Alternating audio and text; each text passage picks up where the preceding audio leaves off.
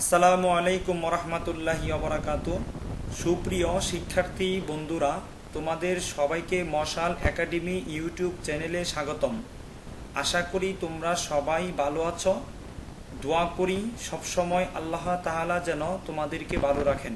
Okay friends, তোমরা সবাই জেনে রাখবে আমার এই ইউটিউব চ্যানেলটি শুধুমাত্র শিক্ষা কন্টেন্ট নিয়ে কাজ করব, অর্থাৎ ক্লাস 3 থেকে এসএসসি পর্যন্ত সকল ক্লাসের প্রতিটি বিষয়ের উপর, বিশেষ করে ইংরেজি এবং গণিত বিষয়ের ভিডিও আপলোড করে থাকব।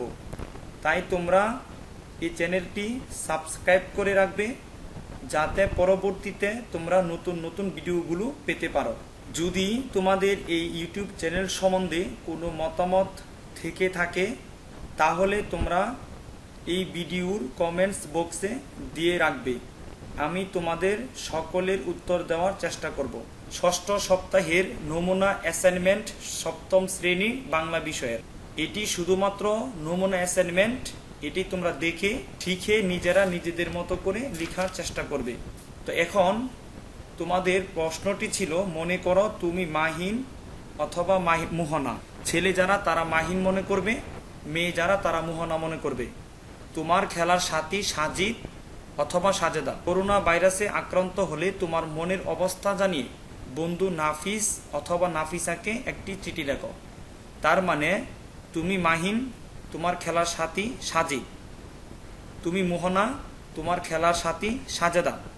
তুমি মাহিন, তোমার বন্ধু নাফিস। তুমি মোহনা, তোমার বন্ধু নাফিসা। অর্থাৎ তুমি নাফিস অথবা নাফিসার কাছে একটি চিঠি লিখবে করোনা ভাইরাসের আক্রান্ত সম্বন্ধে।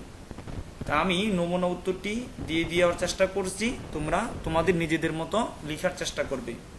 উত্তর, এখানে তোমাদের যার যার ঠিকানা দিবে। আমি রায়পুরা নরসিংদী দিছি, তোমরা তোমাদের ঠিকানা দিয়ে দিবে। তারিখ, যেই তারিখে তোমরা অ্যাসাইনমেন্টটি লিখবে সেই তারিখ এখানে উল্লেখ করে দিবে। নাফিস অথবা নাফিসা, ছেলে যারা তারা নাফিস, মেয়ে যারা তারা নাফিসা। প্রীতি ও শুভেচ্ছা নিয়ে, আজ তোমার হাতে লেখা চিঠি পেলাম। তুমি ভালো আছো জেনে আমি অত্যন্ত আনন্দিত ও আল্লাহর প্রতি কৃতজ্ঞ।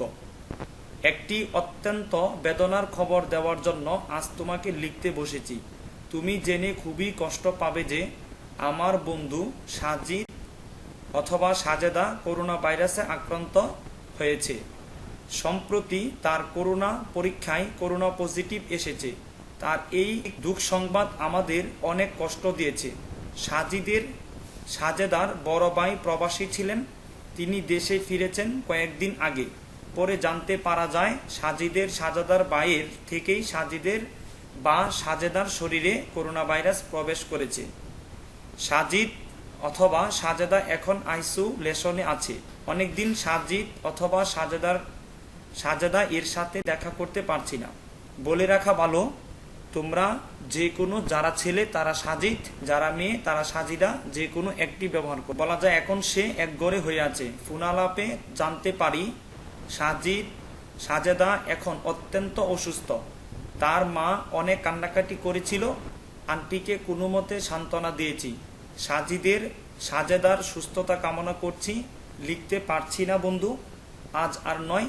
সাজিদের বা সাজেদার জন্য দোয়া করো। তুমি নিজেও অনেক সতর্ক থেকো। ইতি তোমার বন্ধু মাহিন অথবা মোহনা। প্রেরক তোমার নিজেদের নাম ও ঠিকানা লিখবে।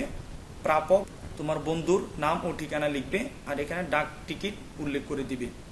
এ ছিল তোমাদের সপ্তম শ্রেণীর বাংলা অ্যাসাইনমেন্টের উত্তর।